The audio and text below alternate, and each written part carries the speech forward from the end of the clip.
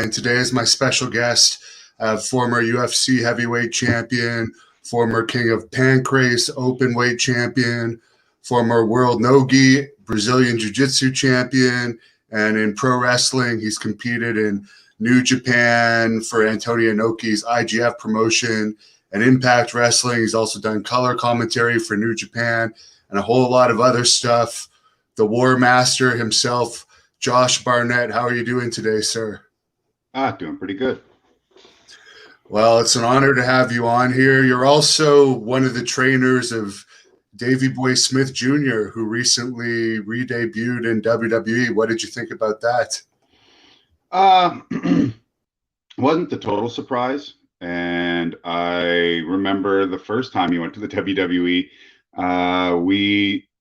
before he had fully committed to that one, on the first go, we got done with training and we sat down in the hot tub after training, and we just talked about the pros and cons of signing with the WWE way back when it was him and Natty and TJ would eventually be with the Hart Dynasty, and even then he was like, well, I don't know, what should I do? And so we chatted about it, and he went to the WWE the first time, and even in regards to going back this time, I mean, it's hard to deny the opportunities that it brings you, but with those opportunities means you have to lose some, and some of that means, of course, I won't be able to use them for blood sport, which is, to be honest, not I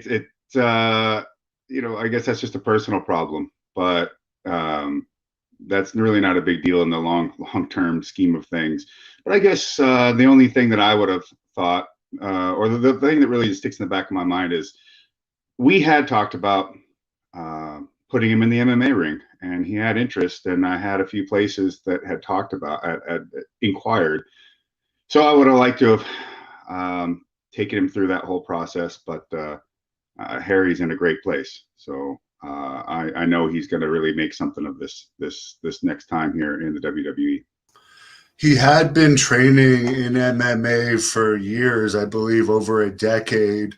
Are you surprised that he didn't give at least one fight a shot, or was there just too much money for him in wrestling to risk getting hurt in MMA? Yeah, I'm a little surprised we hadn't put one together, but with the life of a professional wrestler, even when you're in the WWE, there's a certain amount of chaos that comes with it that's just hard to avoid, because it's such an active and constantly moving landscape. So as an indie wrestler on his own, it was even that much more chaotic. And because he had a name coming from the legacy of his father and the Harts and all that, and his time already spent in the WWE, it's tough to you just can't throw him in any fight, because there's always the factor that you're worth a decent amount of money because of your prior notoriety. Also, people are going to look to often just use you as a sacrificial lamb for someone that they figure that they really want to get behind, let's say, because they're going to bring you in, pay you money just to build the other guy up. And it's difficult to have to navigate those waters. So when Phil CM Punk even went to the UFC, I talked to him about that, and I said, Phil, it's not like you had much of an option, because the only other thing you could have done was go fight in secret, if that was all that it was. But as far as being involved in any of the business element of anything in combat sports, you'd have to go to the biggest place and get the biggest payday, and deal with the difficulty that's going to come from being someplace like the UFC. And it would be the same for Harry, but I really felt that Harry would have been able to have asserted himself just fine, and he would have enjoyed it. But also my other caveat was always that if he was going to go and fight, he had to be out here with me, overseeing his training the whole time, and that's really difficult to do with all the responsibilities towards all his bookings and when he was flying to Japan and wrestling in New Japan or anywhere else he was going, you know. For yourself with WWE, you've had quite a successful wrestling career that we'll get into later. Was it just that you didn't want to give up MMA and kind of sign your life away over to WWE to work there? Well, yeah, I mean, I kept signing with companies where there was no flexibility to go to the WWE, especially as far as the WWE is concerned, because their contracts are also very um, airtight for the most part, and with the kind of restrictions that would be necessary for either to bring anybody on board like myself, it just makes it that much more difficult. Plus, early on in wrestling, I really didn't have any interest in trying to wrestle in the WWE or anything like that. I liked what I was doing in Japan, and that was really more in line with what I was interested to do as a professional wrestler and the way I wanted to approach it. But I mean, at this point, who knows? I mean, anything could happen. But I'm enjoying what I'm doing in wrestling at the moment, and I'm really happy to see all the athletes that I'm working with getting their shots over at the WWE or AEW or wherever they're ending up. Yes, and for those that don't know, you've taken over Bloodsport, which is kind of a mix between the more MMA style of wrestling, but instead of a cage, you're doing a ring with no ropes. Can you explain how you started your involvement with that promotion? Simply, it was just some emails from Brett Lauderdale. So he had asked me to wrestle on the first Bloodsport that they did with Matt Riddle, and there was a conflict in terms of the dates, so I just couldn't make it. And then that show went off, did pretty well, and it was a nice debut for the company, for GCW with it. And then Matt Riddle got picked up to WWE. And since Matt Riddle doing Bloodsport anymore wasn't a possibility, Brett reached out to me to see if I would be the one, or if I'd be interested in having it be my name above title. And I said, yeah, but if I'm doing this, I have to be involved in producing it, booking it, agenting it, so on and so forth. I want to do this entirely under my auspice. And he said, sure, okay. And that's also why with Bloodsport, I consider my Josh Barnett's Bloodsport to be distinct and separate from Matt Riddle's, because it is completely and utterly under my design and vision and things. So I feel like while they're similar in some ways, they're different in many others. And I love it. I love the opportunity to bring my knowledge in terms of putting together a show, to work with Brett and to present the shows to the audience, but also to have the opportunity to bring in athletes that I see something in, that I see. Maybe they're not as big on the indie scene as other guys, but I see something in them that I think is really unique and notable. And it also gives me the opportunity to just work with a wide variety of people, to give them some pointers and tips and help, and have a little bit of my guiding hand to see what I can bring out of them. You had John Moxley on a recent one fighting against Harry Smith, who we were just talking about. Are you planning on using bigger names like John Moxley as much as possible, as well as the upcoming stars that aren't signed by the bigger companies? Well, I mean, you'd have to be a fool not to. I mean, anytime you consider yourself fortunate enough to have as high profile a wrestler as Moxley to come into your show, you leap at that. And if those people are out there and they have the freedom to be a part of what we're doing, then yeah, I will absolutely use them. But even then, just being popular, being noteworthy doesn't mean that you're right for my show. And that's something that I think maybe isn't isn't so commonplace at all in the world of wrestling as it is right now. There's plenty of people that I could look at that are really high level guys or high known names in other companies that I wouldn't use, just simply because they're like, well, no, it's just not the right place for them. And it would be better to stick with those that are more capable of working this style and have that right presentation and attitude and skill set than to put someone in there where they're not going to shine. Because the point of one of the major points putting these shows together is to make great matches. And I wouldn't want to try and put someone in a place where they're going to struggle or suffer. Because if one person's having a really terrible night, likelihood is they're going to make everybody in that match look bad. And so there's no point for that. Would there ever be a chance, given your relationship with Jim Ross, that you and Jim Ross would commentate a blood sport together? Oh, I mean, I guess it's kind of like, that scene in Dumb and Dumber. I mean, so you're saying there's a chance. There's a chance, but he's a high level dude with a lot going on, and I wouldn't want to call in that favor just to get him to do the show. I would really love to get to a point where I could properly, pay someone like Jim to come in if it was available, and and give some love back to a man that helped me out a lot in the realm of color commentary through, just little bits and pointers, and also by example, by seeing what a professional he is and learning so much from him. So that would be wonderful to have Jim there.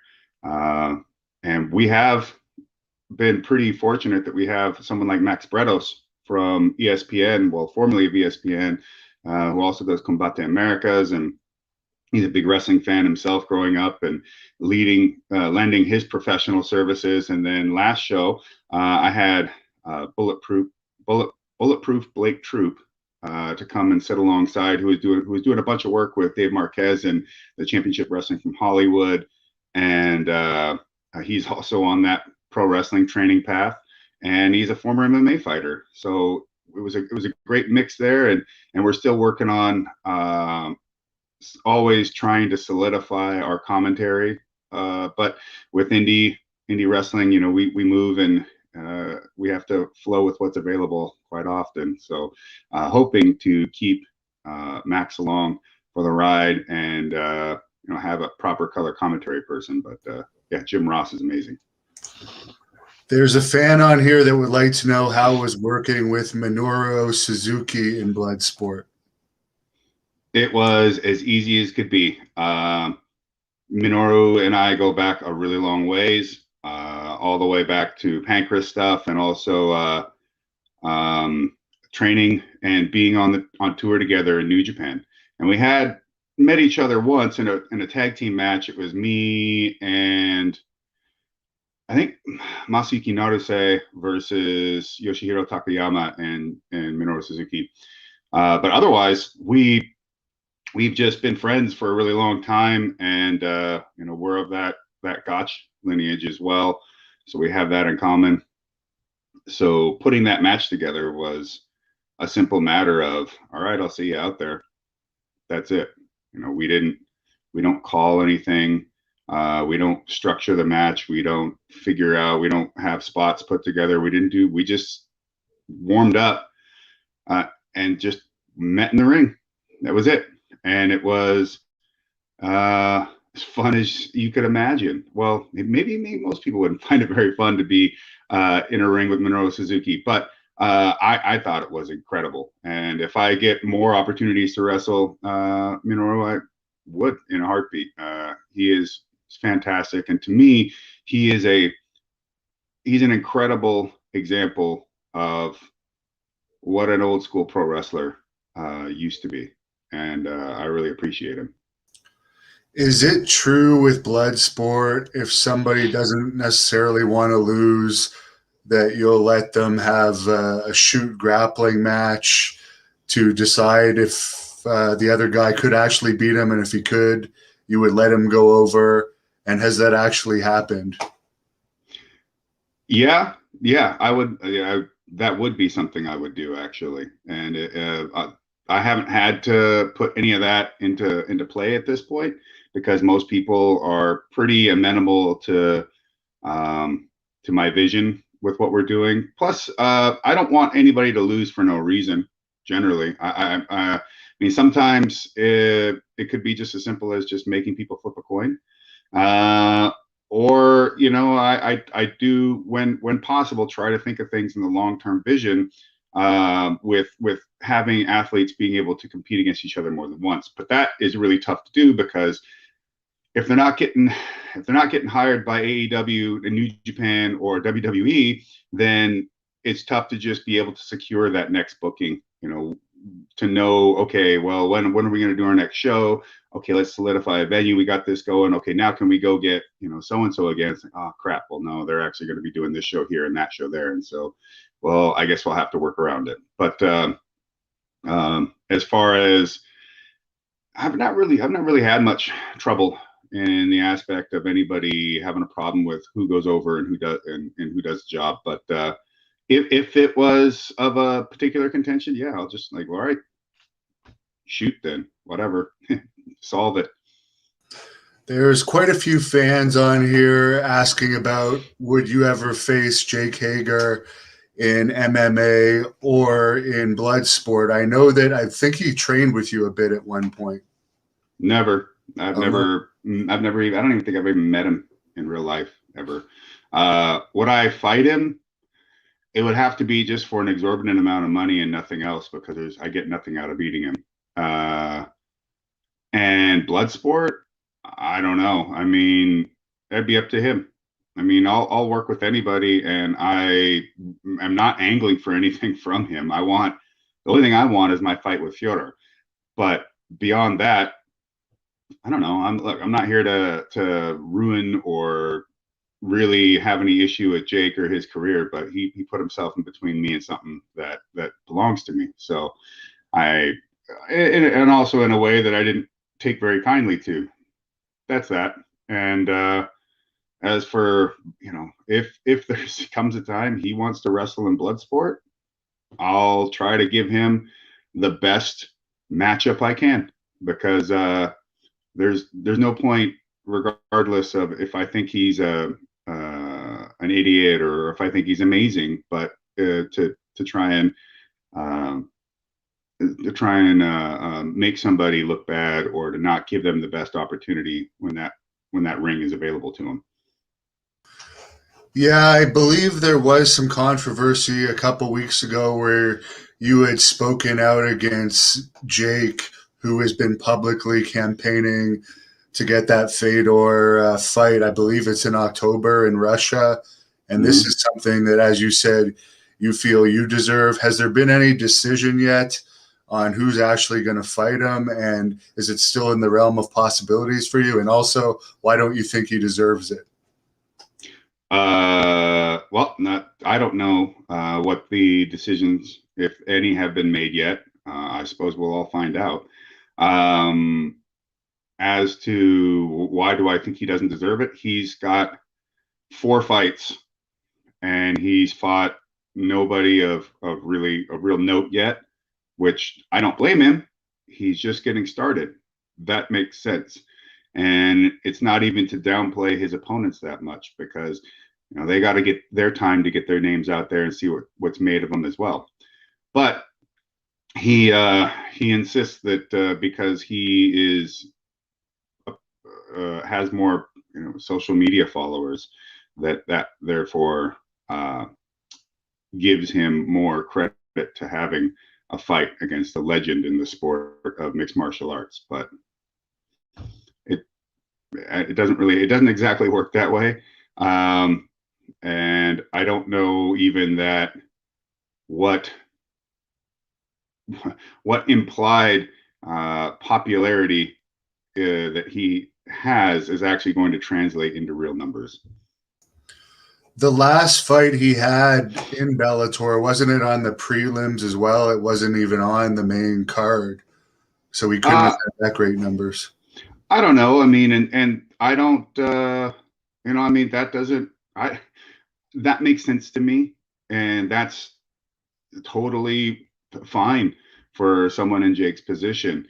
And as to him fighting where and how he has up to this point, besides getting hit in the cup and then calling it good, taking that as a way out, I feel, okay, well, other than that, so what? I mean, you got to get out there and fight. He's getting the fights that seem to make sense right now, and he is 3-0.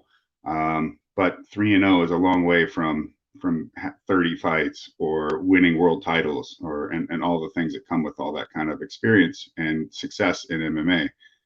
Will he ever see that? I don't know. He's pretty old, but props to anybody to go out there and actually get in the ring, but don't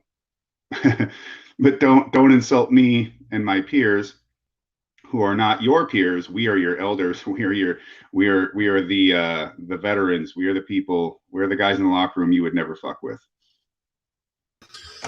As far as what Fedor would be looking for in an opponent, obviously Jake would be more likely guy he could beat. Do you think he would be looking for someone that would be more of a showcase fight? Because with you, obviously, that's a lot tougher fight. I don't know. Maybe. It's hard to say. I think that the fight between me and him in Russia, even specifically, would be enormous. Probably bigger than any other fight he could have for the rest of the rest of the career that he wants to have is left. Because I'm actually pretty noteworthy and known in Russia as well. I've been over there several times on my own as a special guest, as someone a part of events, and as someone bringing athletes to fight in Russia.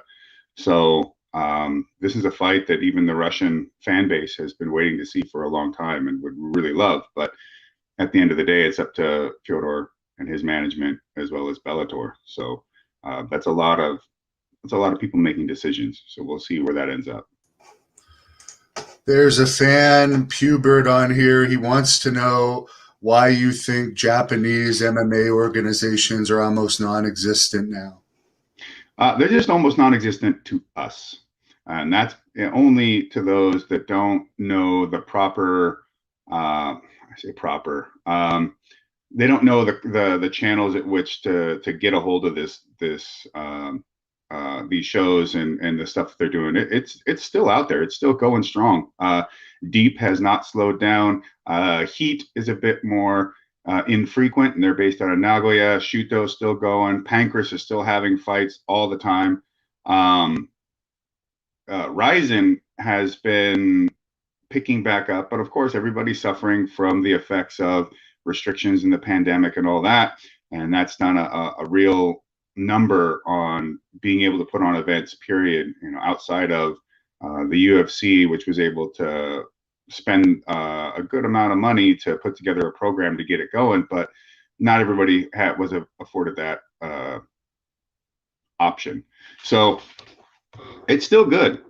Japanese MMA is picking up. It has been in a big slump, and that big slump also coincided with professional wrestling. So Japanese pro wrestling was really down in the numbers for a long time there, along with MMA. But it's coming back slowly but surely, and there's still incredible fights happening over there. You had a fight with Dan Severn fairly early on in your career.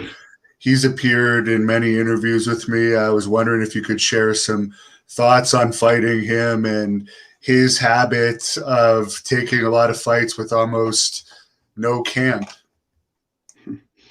Well, see, you can get away with that when you're Dan Severn because you are the epitome of a man, and your mustache has more testosterone than most CrossFit gyms. So when you're Dan Severn, you can get away with those things. And fighting Dan Severn to me, and on one end, was a little bit of revenge for my teammates he had beaten at AMC Pancration, but also it was surreal because Dan Severn was one of those that I looked up and idolized when I was watching the UFC. And at some point, it's like, oh crap, I'm gonna go. You gotta go fight your idols. How weird. And then I guess at some point you got to try and destroy your idols to see if you can surpass them. And Dan Severn's a class act.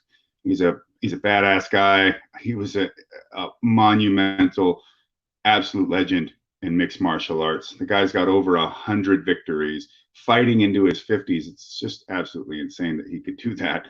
Hell, he might even have a fight at 60. I don't know. I'd have to go look into his record, but he still even does a bit of pro wrestling here and there. And he wrestled against Frank Mir on my first Bloodsport show, which I highly appreciate. And I don't know. I mean, how much more good things could I say about Dan Severn? And as a freestyle, or I should say, as an amateur wrestler in the NCAA, hell of a talent. Dan Severn that guy's an American hero. Another legend in MMA that you fought, who you actually defeated for the UFC title, even though there was some controversy after that, was Randy Couture.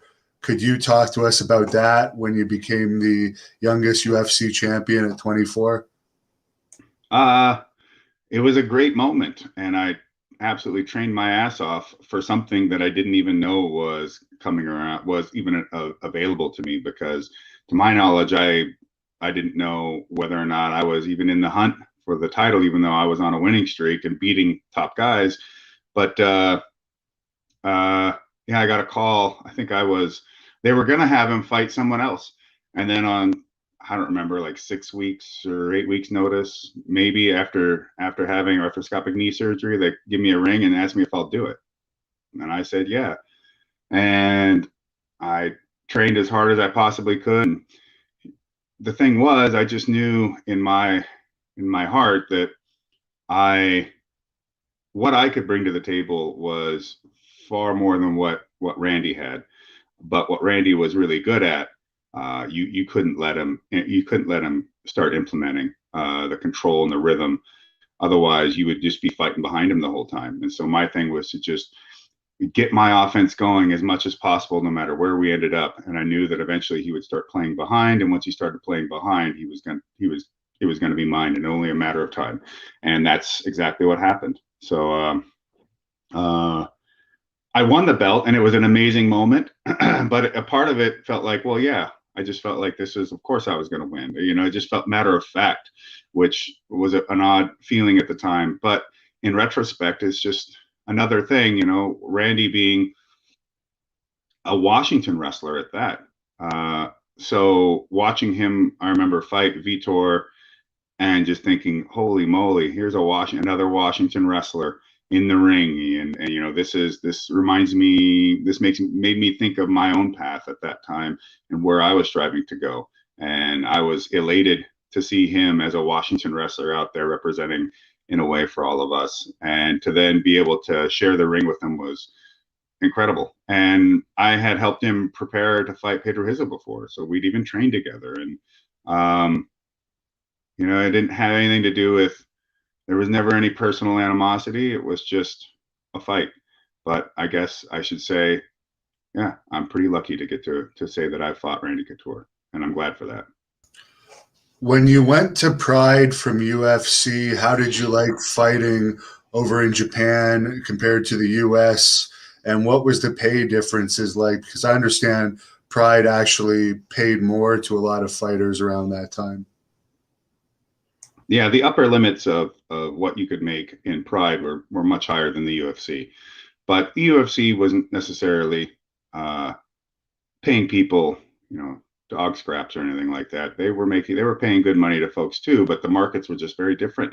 And the market in Japan was just far larger. The other thing about being in Japan is they accepted it as a more mainstream thing, versus it was seen as a niche,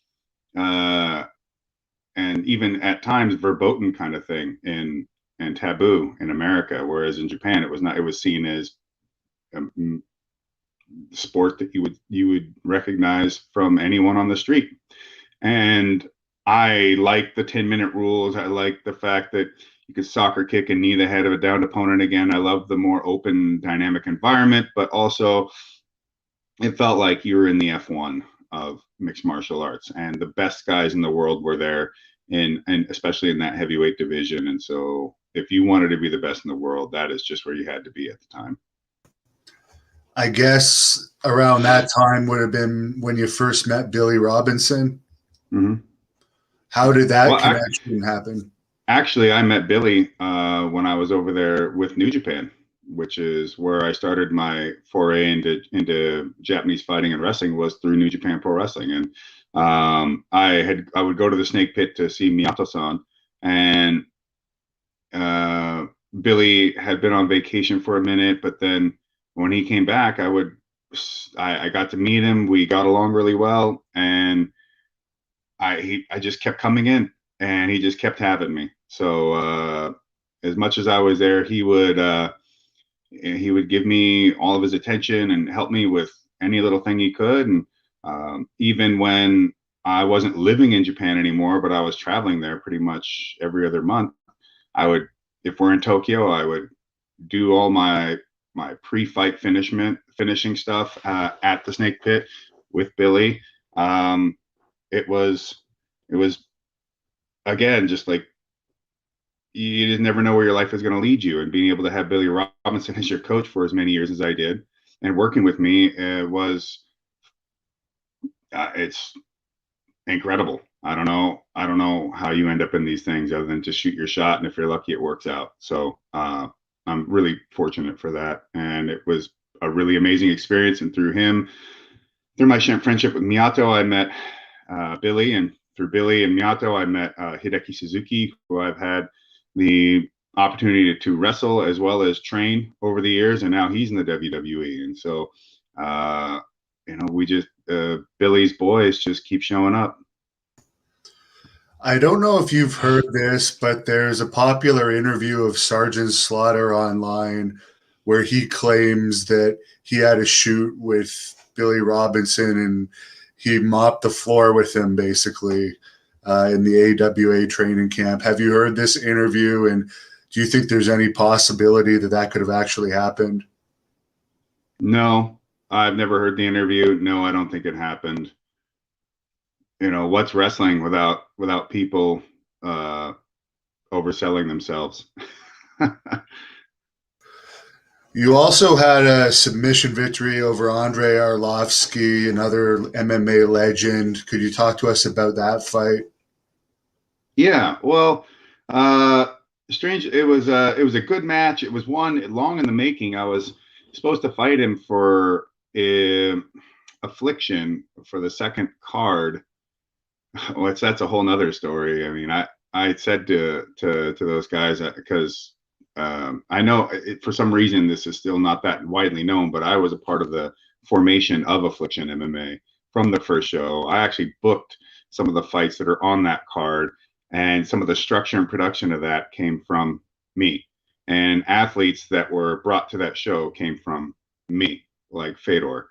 But I said, well, yeah, well, let's stay here in Southern California and lock this area down, and UFC can have Vegas, and we don't. There's no reason for us to be in their territory. And most of the people at UFC shows and all that are all traveling from somewhere else to Vegas, especially Southern California. So why? And yet, all of a sudden, it's like, okay, next show we're gonna do the what is the name of that place? The UNLV's big arena that they have, and I'm just like, damn, that's a dumb idea. And sure enough, yeah, I mean, everything that you could think of, if you went into enemy territory, could happen, and there was no way that show was going to go anywhere. And eventually, they had to cancel the show, and then they wanted to move some of the fights onto an Elite XC card, and then as soon as the show started falling apart, I was like, well, I got stuff to do. And so then they went and got Roy Nelson to fight Andre, and I guess he still had some sort of beef with that. It was interesting. I didn't think he had ever had any ill will towards me, but in any case, yeah, a little bit of it came out in the pre-fight stuff, and I was like, well, all right, always did want to fight you, and at least for me, part of it was when we were over in Pride. Um, um, Andre was the UFC champion, and they would, of course, as they're supposed to do, um, promote him as the #1 guy in the world and the best guy out there, and you know, better than anybody else. And you know, back then, us in Pride, we would just say, no, that's no way. The UFC guys can't hang with us. And for me, fighting Andre in the UFC at that time was a revisit back to that argument of, well, who had the better heavyweights, Pride or the UFC? So there was some history in that sense, but as far as just personal matchup, man, it was awesome to be in the ring with him and to fight him. He showed me some things that I didn't expect, and at the end of the day, I got the submission from the sleeper hold, the short choke, and yeah, it was a blast. It was a good time out there getting in the ring with someone who's been in the sport as long as he has. You also defeated Roy Nelson, another guy that I've interviewed. Any memories of that fight? And why do you think, as hard as he trains, he always kept the belly? Is it just his genetics? I'm sure genetics probably has something to do with it, and probably diet. But you know, there's even something to be said, though. Maybe there's a certain weight that would include him having that extra body fat that has him at his, maybe he's not the fastest he could be. Maybe his cardio is not at the greatest it could be, but his power and his strength, and coupled with adequate speed and capable endurance, was his best place. I don't know what that is. You know, I don't live in Roy Nelson's body, thank God. But what was it like fighting him? It was cool. My game plan was to outbox him, and I did that. I fought him southpaw, which was a big surprise to everyone, but it was the thing that kept me the farthest from his right hand, which was the thing that he was going to lean on whenever things got tough. And I was surprised he took me down a few times. I just really never even considered it. But you know, once we're there, it was like, well, what are we going to do now? And other than one takedown where he sort of kind of laid on me a bit, he wasn't particularly heavy, but he was very good at just sort of trying to cover all the points that on your body to use to try and get up. But in being on top, he spent a lot of effort into trying to stop me from going places, and not so much in trying to attack. And so by, I think the second time he took me down, I transitioned right into his leg, which he ran off to escape the leg lock. And I'm just thinking, if we keep going down here, I will get a hold of you and I'll submit you here. But if we stay on the feet, then you know, maybe you feel like you got a better opportunity. But you know, who knows? But at the end of the day, I set a record for significant strikes in the heavyweight division, and I think strikes up against the cage or something like that. And the Japanese audience was super stoked, and yeah, turned out to be a great fight. When they started having you do pro wrestling over in Japan, was that something that you embraced, or did you just do that for a paycheck and weren't really interested at first? No, it was something that I tracked down. I saw that a friend and old training partner, Tsuyoshi Kosaka, was doing stuff in New Japan. So I emailed him and I said, "Hey, man, get me a meeting with these guys. I really want to go over there and wrestle. I would love to be a professional wrestler. It's been a lifelong dream of mine, and I'm a huge professional wrestling fan." And I was able to sit down with reps from New Japan Pro Wrestling, and Inoki was down with it. And Uai and Kawana met with me, and they're like, "Okay, yeah, we'll offer you we'll offer you a deal that has some caveats. So if you don't live up to what we think you can do, we can end the contract. But okay, good to go. You're gonna wrestle Yuji Nagata." I'm like, Jesus. Okay, well, I'll be there, man. I'll show up. And after 2 days of training together, that was it. We went in there and wrestled for 12 minutes in the Tokyo Dome, man. It was wild. And it was a hell of a start to a professional wrestling career, wrestling somebody that you watched on WCW and seen in New Japan tapes, who is just the epitome of a strong style wrestler, and then being able to be in there and vie for that IWGP title. It was an incredible experience. And to me, being a professional wrestler was about representing the entirety of it, the shooting and the working. And that's why when the opportunity to do these MMA fights in New Japan came about, I was fully on board. I helped set up the cards. I helped create the rules. And for me, it was an opportunity to bring the New Japan Pro Wrestling flag to the ring, to show that, I wasn't there about any country, but I was there to represent professional wrestling. And, I have carried that all the way throughout everything I've done here. And to the point that back in the day in Strikeforce, they'd always want to ask you, what your style was or what have you, to put on the words, the whatever title cards that they were going to put up for on your entrances. And so I would always put pro wrestling, and often they would change it to mixed martial arts, but I always put pro wrestling, and I always represented myself as an athlete from professional wrestling. I mean, that is my lineage. Even a lot of my fight stuff came down the line from the shoot wrestling lineage, from Gotch and Billy Robinson, and training under Billy, and then the peripherals from people like Matt Hume and Eric Paulson that also go down through that same shoot wrestling lineage, and even getting a little bit of time to train under Carl Gotch. So to me, it's about keeping something like that alive. How was the pay for New Japan compared to Pride? Was it similar? No, completely different structure, but the pay was great. New Japan paid very well, and it was they took great care of their athletes too. You teamed with Perry Saturn a little bit in Japan.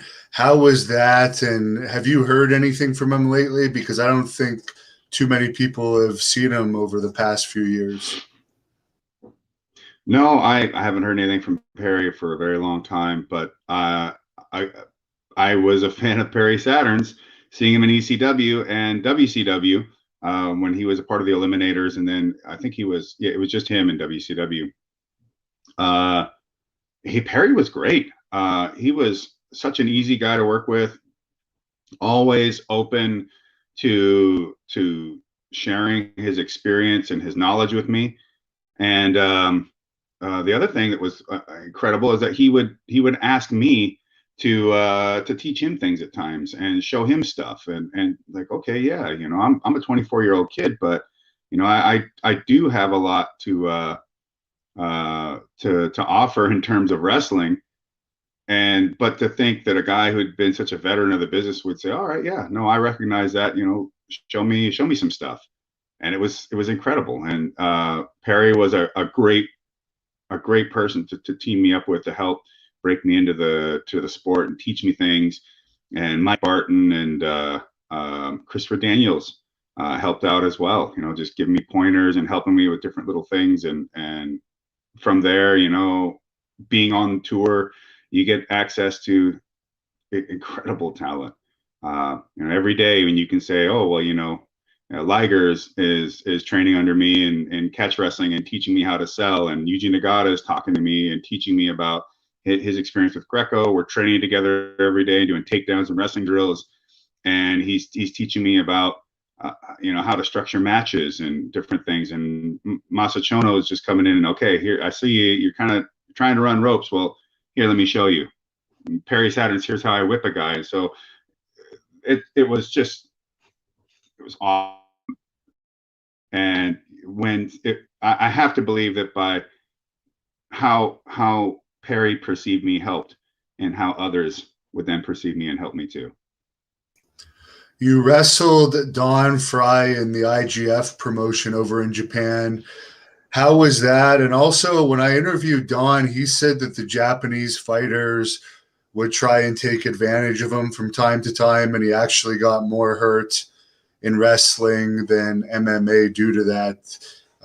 Maybe you could tell us, too, if you have ever had any experiences with that. Well, wrestling Don was fun in a sense, but also it was a little stressful because Don had a hurt left shoulder at that point, and it was we're trying to put this match together, and I got to make sure to work around and not hurt Don. At the same time, my dad, who it's a long story about that fight against Randy, but there was a really obnoxious fan who was just being a real asshole. And my dad and my brother-in-law stood up to tell him to shut the hell up. Eventually, after the guy was being a real antagonist, and Don Fry was sitting there with my parents, and he stood up and he told the guy that he better sit down as well. And so my dad's like, "Well, you better not hurt Don Fry, or I'll kick your ass." Like, "No, Dad, I'm not going to hurt Don. I'm going to do everything I can." And I mean, Don's cardio was a little rough, or maybe I was just working a little fast. But either way, it was still fun as hell to be in the ring. And we got into I was going after an Achilles lock on him, and he sat up, whacked me upside the head, and popped my eardrum. So I hear just the sound of air whooshing through my right ear. Thankfully, it wasn't not that bad, so it healed up. But it was awesome. And I knew Don for many years before that, and it's always fun to get to do stuff with your friends. And Don was a great wrestler in New Japan. And when I was there in New Japan Pro Wrestling or in IGF, I never really had anybody try and take advantage. Suzukawa could be particularly reckless at times. And he did cut me with a headbutt in the middle of a match. But I gave him a good receipt from a mounted elbow and lit him open too. And then, yeah, all good. You also wrestled Tank Abbott over in Japan, and he was a pretty good heel in WCW and in UFC. How was that experience? Again, you get to wrestle your friends. It's always going to be fun. I don't know how that match turned out. Tank showed up, and the thing is, when you don't know when they got the call, how that even came together, so you just work with what you got. And Tank was easy to work with, a good dude. And I think I also benefited because guys like Tank and Don, they're like, well, yeah, Josh is going to take care of you. Like I'm not going to do anything to take liberties out of these guys. And they know I'm going to look after them, because even though we're peers in a sense, I look upon them as my elders and guys, big brothers to take care of. So it was fun. The most fun about wrestling Tank was just, there was a match that was going to happen on that show. I think it was Kendo Kashin versus someone. Maybe it was those two. But anyways, it was going to turn into a full on crazy slugfest. So they built up this thing at the Inoki Bar press conference, and so we had these couple rooms where they would separate the cards, and I'm sitting in a room. I think I was sitting in the room with Tank, of all things. I mean, we're going to compete against each other. So and those two dudes are like, okay, yeah, we're going to get into a scuffle out in the area, in the main area. So okay, scuffle, hardly at all. It was a full knockdown, knock everything off the tables, knock tables over. Some dude comes blasting through the door we're at and knocks it off the hinges, and they're fighting in front of all of us, and Tank's just like, okay, well, seems a bit much for a promo, but okay, all right. And at one point he's like, I didn't know if they're going to land right in my lap. You also wrestled Bob Sapp. How was he as a pro wrestler? Bob is Bob's only deficit, and he could, in MMA, if he had really had wanted to, he could have been one of the greatest, if not the greatest, super heavyweight fighter of all time. And in terms of wrestling, he's capable of putting together awesome matches. It's all up to Bob. And in training Bob, I've seen insane strength and athleticism for someone of a size that shouldn't exist. I've seen cardio from a guy that as big as he is shouldn't exist. And his affinity, his striking was a bit difficult for him. I know people know what they think of as Bob now, but even back then, Bob can take a punch if he wants to. Um, it was a little harder for him to pick up that, but grappling came to him like a fish to water. And even complex and complicated maneuvers, he was really able to put them together. And so I think Bob's best element would have been mostly as a grappler, but I guess whatever it was that was required for fighting, it just Bob decided the juice wasn't worth the squeeze, and he wasn't going to put that kind of effort into it. And it's just up to him. But the potential in Bob was incredible. It really was. What's your opinion on these videos that have come out in recent years? I don't know if they're from Japan or where, but Bob's getting beat by these small, overweight fighters, and it seems like it's a work, but I don't know. I don't know, man. It's when you go out there, whatever you decide to do, you're the one who ultimately has to live with it. So I guess that's just it's up to him. That's all I can say. I don't speculate on. I don't even. I think it seems unfortunate, but if it's fine by him, then I guess then that's the ultimate arbiter of what to do there, whether or not it's bad or good for him. You wrestled Bobby Lashley a couple of times. I think I saw your match that you had with him on Impact. Now he's gone on to be at the top of his game right now, WWE champion. What are your thoughts on him and how he did in MMA? He had a pretty good record overall. Yeah, I think our match in Japan is better than our one in Impact. I hate watching that Impact match, but whatever. I'm still I'm still glad to always be able to share the ring with Bob. I think Bobby is an incredible talent, and seeing him as the champion seems exactly where he should be. I really do see Bobby as a top guy wherever you put him, and he's a shooter and a worker. He's a good dude, easy to work with. As far as fighting is concerned, whenever I was in his corner, he was undefeated. And we had a lot of good training camps together. Killer athlete. He would also meet me out at the Air Force Academy when I would go there to train for like a couple 2-week camps and things like that. And Bobby would come down and hit the mats with us. And Bobby has been a great friend for many years. He's lent his experience and expertise to help people like Eric Hammer, who he's wrestled over in IGF, and to my student Shayna Baszler, and anybody around me, all of my team. And Bobby is part of, Bob is part of the family. He's part of this whole thing that we do. And when it comes to fighting and training and all that, he's right there with us. A lot of people have suspected that he may or may not have somehow fought on performance-enhancing drugs. How do you respond to that? Is he just a naturally jacked up guy? I don't give a shit. I really couldn't care less to try and speculate upon things that I don't have the knowledge of, and it doesn't affect me in one way or the other. If that's where people want to spend their time and energy, then I guess they're free to.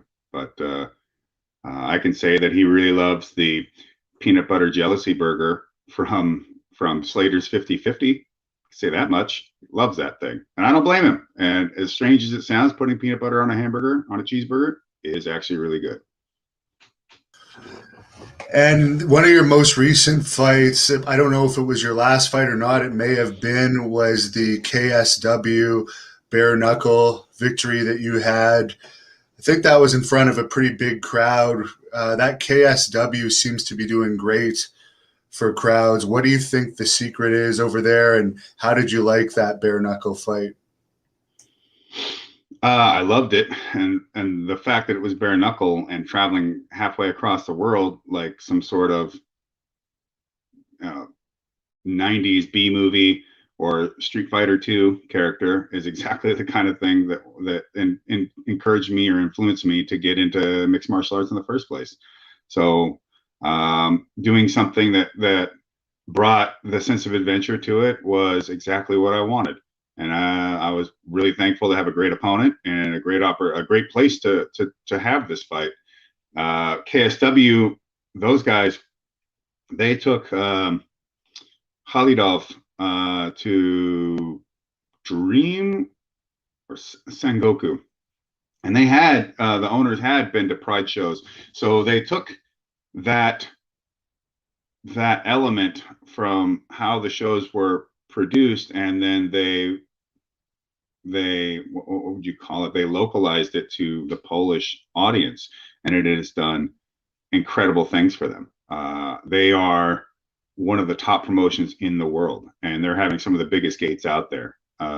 They may actually have the second or highest gate out, or they may even have had bigger shows than the UFC has had still to this point. And I think it's fantastic that they're out there in Europe putting these shows on, putting a great show together. And they took great care of me, and I was really happy with my time over there with KSW. You were in a movie with Steven Seagal. What was that experience like? That had to have been pretty cool. Just more childhood experiences coming to life. I remember watching all the Steven Seagal stuff as a kid and being such a fan. And then one day you end up in a movie with him. And for my role was to my role was basically to help give the sidekick his hero moment. And so I, as the right hand man of the bad guy, ends up fighting the right hand man of Steven Seagal. And Byron Mann and I had pretty good chemistry, and we put together a pretty killer fight scene. And Ron Balicki was there as one of the stunt actors and fight coordinators, and he just let me put together whatever I was going to do. Well, and Lash Lauro was also there as a fight coordinator, and it was a great group of people. Keone Waxman's a good director. He is really good about getting what he needs out of those really short shooting dates and setting up those cameras to get 2 shots at once for his editor. And he's a pro at doing this stuff. Ben Dang, the producer, was as accommodating as can be, and I had some interesting conversations with Steven. And being in Romania for 18 days is also a great experience. Bucharest is a beautiful city, and the Transylvanian countryside is absolutely gorgeous. There's so many cool castles and forts and stuff out there. I love all that old historical stuff. Last question here from a fan. They want to know how you felt about Seattle being taken over by Antifa for a while there, as obviously you're from that area. I don't appreciate anybody destroying communities or tearing things apart or trying to tyrannically impose themselves onto anybody. So, I'm not down to see Capitol Hill turned into a trash heap or anything like of that matter. And there's a lot of smart, capable, talented people. Let's just stick with Seattle.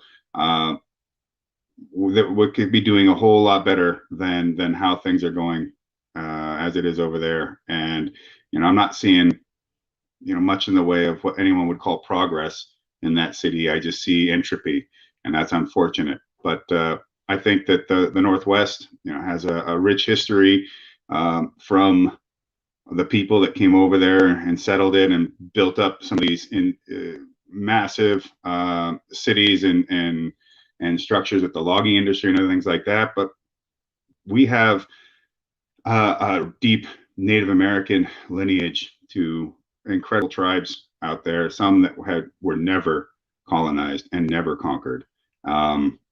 So I just think that there's a good spirit in the Pacific Northwest, from the original people there to even those of us that grew up there. So I'm always hopeful for something great to emerge. I know you have a lot of projects going on, Bloodsport, Did you say projects? Well, what would you call them? Well, projects. Oh, well, I am Canadian. I don't know if it's an accent. I know. Oh, that's all right. You got double, right? You know, a little bit of caffeine rushing through your veins. Exactly. Yeah, it's espresso actually. So I'll let you discuss whatever you want to plug at this point. This is mainly a wrestling channel, so I'm sure a lot of the fans on here want to check out Bloodsport. Well, yeah, I have no doubt that Bloodsport is probably what most people watching this would be interested in. And we are going to have more Bloodsport shows, and we're working on a Bloodsport 7. And hopefully, we'll be able to announce something within the next couple of weeks. And as for all my other projects, Warbringer Whiskey is doing fantastic, although we're doing our best to try and meet the production rate, trying to meet the production wants for the rest of the people out there. We're working on more distribution and getting in more bars, more places. But through our online system, through warbringerbourbon.com, we have direct sales. And Mash and Grape, who handles that for us, is, I believe, in all the lower 48. So I believe we can pretty much ship to any state at this point. And if you're concerned about whether they do ship to your state, Mash and Grape's website has like an FAQ or something like that that'll tell you whether or not your state is one that they service. And that's going well. Although the War Master Edition, the single barrel stuff, we're still waiting, or I should say, I'm still waiting to find that right barrel to pick and to turn it into a single barrel product and put it out. But as soon as these things become available, we will let everybody know ASAP. I'm just moving along with Bloodsport, the American Catch Wrestling Association. So trying to put catch wrestling matches back into the combat sports realm, so that they're a more common occurrence, and we can produce more catch as catch can fighters for the MMA and grappling events. And all my wrestlers are doing fantastic. So you'll be seeing more of the likes of Chris Dickinson and Royce Isaacs and Karen Tran out there in the world. And big ups to Harry going back to WWE. Please get a hold of Tim Thatcher and put him in a grommet for me while you're there. And I don't mean to throw this last question on you, but a few fans have asked this and I forgot to bring it up. Could you clarify what the heat with the Young Bucks is all about as we wrap this up? Well, it's interesting. I mean, I made it as clear as could be on Sean Waltman's podcast, Pro Wrestling for Life. Not to push people to a different stream or podcast, but it is. I explained it completely. I never had any beef with them. And like I said, I think that there are a lot of people in their ears, be it marks or who knows what. Getting them to believe one thing versus how things really were. And so my job and JR's job was to try and highlight the matches as much as possible. If you're a heel, which they were heels, to